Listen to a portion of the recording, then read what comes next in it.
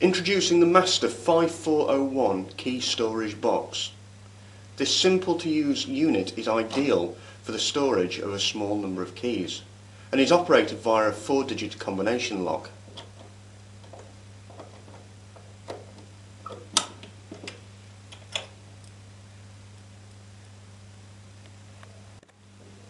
The Master 5401 comes factory set to 4 zeros.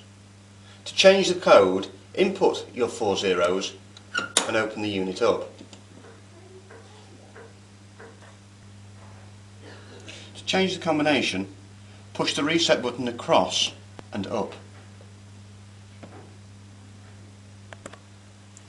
Now select any 4-digit code of your choice.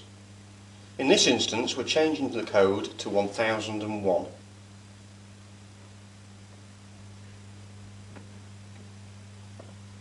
Once your combination has been put in, return the reset button to its original position. With the door open, check your code several times to make sure that it's correct before locking the unit.